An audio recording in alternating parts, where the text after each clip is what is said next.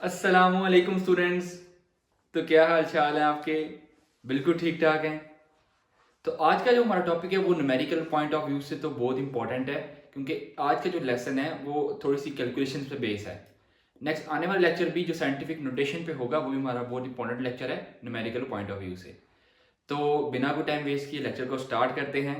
तो my name is अंस रजा and welcome है आपका हमारे छोटे से और खूबसूरत से चैनल पे।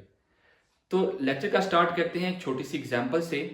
तो मान लें कि आप किसी जगह से मूव कर रहे हैं। मान लें कि उस पॉइंट का नाम रख लेते हैं हम ए पॉइंट, ठीक है। आप वहां से मूव कर रहे हैं पॉइंट बी की तरफ, कोई भी आप प्लेस कह लो। आपने ट्रेवल किया है 4000 मीटर्स, आपने डिस्टेंस ट्रेवल किया है। तो आप इसको इस डिस्टेंस को इस तरह भी लिख सकते हैं 4000 मीटर्स, क्योंकि मीटर जो है वो डिस्टेंस की आपको पता है ऐसा यूनिट है, हमें मीटर्स ही लिखना पड़ता है। लेकिन समटाइम्स कुछ जगह पे आपने देखा होगा कि लिखा होता है आपने डिस्टेंस ट्रेवल किया है 4 किलोमीटर, ठीक है। क्या लिखा होता है 4 किलोमीटर। अब मीटर की तो समझ आती है हमने कि मीटर जो है वो ऐसा यूनिट है डिस्टेंस का। अब किलो जो है, किलो यहां पे यूज होता है एज ए प्रीफिक्स। क्या यूज होता है? प्रीफिक्स। और यही हमारा आज का टॉपिक है, एसआई प्रीफिक्सेस। तो चलें कॉपी पे जो हेडिंग दे दें एसआई प्रीफिक्सेस या फिर सिंपल प्रीफिक्सेस, ठीक है। यही हमारा आज का इंपॉर्टेंट टॉपिक है न्यूमेरिकल पॉइंट ऑफ व्यू से। तो हम इस डिस्टेंस को 4000 मीटर्स भी लिख सकते हैं एंड 4 किलोमीटर। किलो जो है वो यहाँ पे एज ए प्रीफिक्स यूज हो रहा है, ठीक है। तो हमें एक बात तो ये पता चली कि प्रीफिक्स जो है हमेशा ऐसा यूनिट से पहले ही लगेगा, ठीक है। अब हमारे पास बहुत सारे ऐसे प्रीफिक्सेस हैं जो लॉन्ग डिस्टेंसेस के लिए यूज होते हैं, और बहुत सारे ऐसे प्रीफिक्सेस हैं जो कि स्मॉल डिस्टेंस के लिए यूज होते हैं। यानी कि कुछ प्रीफिक्सेस ऐसे हैं जो नेगेटिव वैल्यूज में भी हैं, और कुछ प्रीफिक्सेस ऐसे हैं जो पॉजिटिव वैल्यूज में भी हैं। तो उन प्रीफिक्सेस को आपको याद रखना बहुत जरूरी है, क्योंकि न्यूमेरिकल्स में अक्सर हमारे पास जो आंसर आ रहा होता है उसमें हमारे पास बहुत सारी जीरोस आ रहे होते हैं। जैसे कि हमारे पास कोई एग्जांपल ले लेते हैं 3 मीटर्स, ठीक है। ये हमारे पास फॉर एग्जांपल हमने डिस्टेंस फाइंड करना था न्यूमेरिकल में, तो हमारे पास ये डिस्टेंस आया। अब इसको आप लॉट ऑफ जीरोस लिखने के बजाय हमें प्रीफिक्स हेल्प करता है कि आप पहले इन जीरोस को 10 की पावर में लिखो। पहले इन जीरोस को 10 की पावर में लिखो, ठीक है। मीटर साथ आएगा, ओके। मीन्स के 10 जीरो कितने हैं? 3 जीरोस हैं। अब इन 10 की पावर जो हमने लिखी है इसको आप प्रीफिक्स में चेंज कर दो। तो 10 की पावर का जो प्रीफिक्स होता है वो होता है किलो देन मीटर। तो इसलिए हम इसको लिख सकते हैं 5 किलोमीटर को, 5000 मीटर्स को हम लिख सकते हैं 5 किलोमीटर, ठीक है। दोनों ही करेक्ट है, बट प्रीफिक्स हमें ये हेल्प करता है कि आप इतने सारे जीरोस लिखने की बजाय आप इस क्वांटिटी को प्रेफर करो, यानी कि इस फॉर्म को आप प्रेफर करो लिखने में, ठीक है। अब हमारे पास बहुत सारे प्रीफिक्सेस ऐसे हैं जो हमें याद रखने हैं। अब उनको याद रखने के लिए अब जरी बात रट्टा तो नहीं लगा सकती, और उसके लिए ट्रिक है वो मैं आपको बताता हूँ क्या ट्रिक है, ठीक है। तो सबसे पहले इसको रिमूव कर देते हैं। तो जो टेबल 1.4 है उस पर हमारे पास प्रीफिक्सेस भी लिखे हुए हैं और उनके सिंबल्स एंड साथ लिखे हुए हैं उनकी पावर ऑफ 10, ठीक है। तो प्रीफिक्स को याद रखने के लिए हमारे पास एक सेंटेंस है जिसको हम याद रखेंगे, अ फैट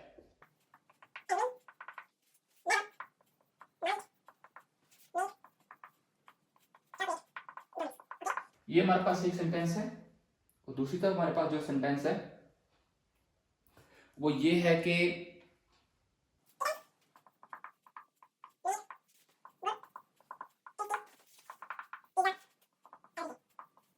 तो ये हमारे पास दो सेंटेंसेस हैं। अब इनको मैंने दो सेंटेंसेस में क्यों कन्वर्ट किया, क्योंकि इसकी भी एक ट्रिक है।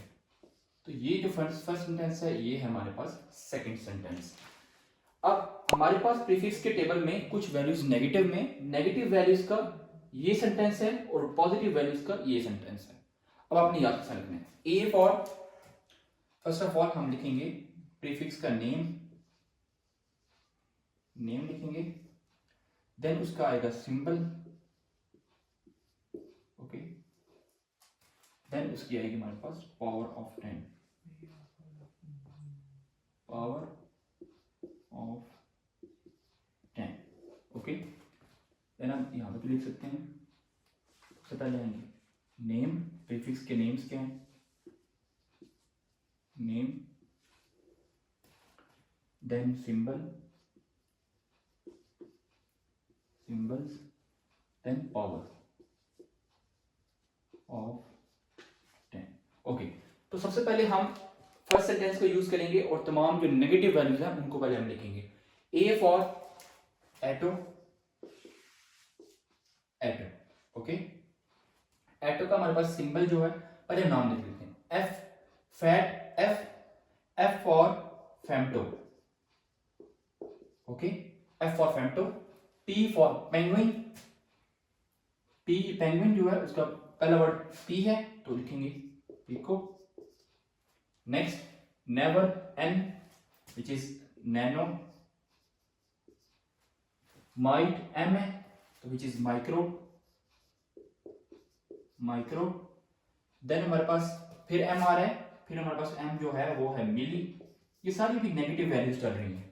सी, C means centi, and last D1 which is deci, okay. ये हमारे पास जो तमाम वैल्यूज हैं वो नेगेटिव वैल्यूज हैं। अब इनको याद रखने का तरीका, A which is small A, small F, small P, nano, small N. Micro का हमारे पास जो सिंबल है वो थोड़ा डिफरेंट है, विच इज म्यू, जिसको हम म्यू भी कह सकते हैं। Milli, small M, centi, small C, and deci, small D, okay. अभी इनकी पावर्स ऑफ 10 लिखते हैं। पहले हम पॉजिटिव वैल्यूज की तरफ चलते हैं। पॉजिटिव वैल्यूज को जो हमारे पास सेंटेंस है इसको हम लिख देते हैं positive values, positive and for negative, okay. तो ये आपको दो सेंटेंस सिर्फ याद रख लेने हैं तो आपको कंप्लीट टेबल जो है वो आपके फिंगर टिप्स पे होगा। तो किटन, के स्टार्ट होगा विच इज किलो, क्योंकि हमारे पास के वाला और कोई प्रीफिक्स नहीं है which is kilo. M, M again आ गया, एम मींस मेगा, ठीक है। G means giga, T means tera, P for peta, and last which is everyday, which is E for exa। अब इनके जो सिंबल्स हैं वो है K, mega capital M, giga capital G, tera capital T, peta capital P, exa capital E। Positive values के जो तमाम prefixes के जो सिंबल्स हैं वो उनके सब जो लेटर्स हैं वो कैपिटल लेटर्स हैं, ठीक है। अब इनको, इनकी पावर्स हम किस तरह लिखेंगे वो अब हम देखेंगे। तो पावर्स में हमारे पास सबसे पहले है एटो। आपने सिर्फ एटो की पावर याद रखनी है विच इज 10 की पावर -18, माइनस में तो 10 की पावर -18। अब आपने इस -18 में 3 प्लस करते जाना है। 3 प्लस करेंगे तो ये आएगा हमारे पास 10 की पावर -15। अब देखने में तो आपको लग रहा है कि वैल्यू कम हो रही है, ये तो ज्यादा तो नहीं हो रही, लेकिन ये नेगेटिव में है तो नेगेटिव में वैल्यूज देखने में हमें ये कम लग रही है लेकिन ये ज्यादा हो रही है, ठीक है। अब कैलकुलेटर से करके देख लें, -18 + 3 करेंगे तो -15 आएगा, ओके। तो आप जिस तरह मर्जी आप याद रखना चाहो। नेक्स्ट हमारे पास पिको विच इज 3 ज्यादा करते हैं विच इज -12 आ जाएगा। नैनो फिर 3 ऐड कर दें 10 की पावर -9 आ जाएगा। माइक्रो फिर 3 कर दें विच इज 10 की पावर -6, फिर 3 कर दें 10 की पावर -3। अब सेंटी जो है, ये जो 3 लास्ट वैल्यूज हैं ये कंसेक्यूटिव वैल्यूज हैं, यानी कि 10 की पावर -3, इसके बाद क्या आते हैं 10 की पावर -2, फिर डेसी 10 की पावर -1। तो इस तरह आप जो टेबल है प्रीफिक्स का उसको आप नेगेटिव वैल्यूज को आप इस तरह याद रख सकते हो। अब आपके पास कोई भी वैल्यूज आ सकती है तो आप उसका इजीली आंसर बता सकते हो कि आपके न्यूमेरिकल में कोई वैल्यू आ रही है 10 की पावर -2 तो आप उसकी जगह लिख सकते हो सेंटी। आपने हमेशा प्रीफिक्स को प्रेफर करना है न्यूमेरिकल में भी यूज करते हुए। नेक्स्ट हमारे पास है किलो। अब किलो जो है पॉजिटिव वैल्यू शुरू हो गई है विच इज 10 की पावर 3, आपने सिर्फ 10 की पावर 3 याद रखना है। अब 3 ऐड करते जाओ 10 की पावर 6, 10 की पावर 9, 10 की पावर 12, 10 की पावर 15, then last 10 की power 18। It's too easy to remember these values, तो बहुत ही आसान है इन वैल्यूज को याद रखना। आप सिर्फ और सिर्फ ये दो सेंटेंसेस याद कर लें। A fat penguin never might make chocolate donuts, ठीक है। इनके फर्स्ट जो लेटर्स हैं उनको आप यूज करके तमाम प्रीफिक्सेस के नाम को आप लिखें। ओके, तो इस तरह अगर आप ये दो सेंटेंसेस याद कर लेते हैं तो आपको लिखने में आसानी होगी बहुत ज़्यादा। और ये पावर्स किस तरह याद करनी है, मैंने बताया कि 10⁻⁻18 को सिर्फ आप याद रखें, उसमें 3 ऐड करते जाएं, तमाम वैल्यूज जो है वो आपके पास निकल के आ जाएंगी। ओके, अब नेक्स्ट हमारे पास हम जो स्टडी करेंगे वो है टेबल 1.5। 1.4 को स्टडी कर लिए, अब 1.5 को स्टडी करेंगे, ठीक है। उसमें हमारे पास जो मास के यूनिट्स हैं उनके बारे में कुछ बताया गया है कि क्विंटल, अब क्विंटल क्या होता है, टन क्या होता है, इनके बारे में हम इंशाल्लाह अब स्टडी करेंगे। तो इसको इरेज कर देते हैं, स्क्रीनशॉट जिसने लेना है वो ले सकते हैं। हमारे पास जो टेबल 1.4 है उसमें क्विंटल जो है वो भी मैथ का यूनिट है, बट ऐसा यूनिट नहीं है। ऐसा यूनिट और सिंपल यूनिट में बहुत फर्क है, ठीक है। मैथ का ऐसा यूनिट है हमेशा किलोग्राम। क्या है? किलोग्राम। उसको हम लिख सकते हैं केजी इक्वल्स टू, अब दोनों यूनिट्स आपस में इक्वल है क्योंकि दोनों मैथ के यूनिट्स हैं, बट इक्वल कैसे हैं?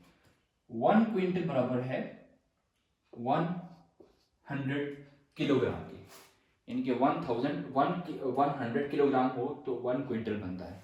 अब ये क्विंटल जो है, ये जो यूनिट, ये कब यूज होता है? जब हम कोई बहुत ज़्यादा लार्ज क्वांटिटी में हम मटेरियल, जो बल्क मटेरियल हम किसी से खरीदें तो वो हमें क्विंटल में, यानी कि 100 किलोग्राम से ज़्यादा अगर किसी मटेरियल का वेट है तो वो हमें यूज़ करना पड़ता है क्विंटल। अगर 100 से कम है तो हम किलोग्राम को ही प्रेफर करते हैं। अब इनको यूज़ करते हैं कहाँ पे? जैसे फ्रूट्स, बहुत ज़्यादा फ्रूट्स लेने हो, यानी कि बहुत ज़्यादा किलोग्राम्स में फ्रूट लेने हो तो हम क्विंटल को यूज़ करते हैं, क्योंकि हम वहाँ पे किलोग्राम को प्रेफर नहीं करते। अब बारी आती है टन की।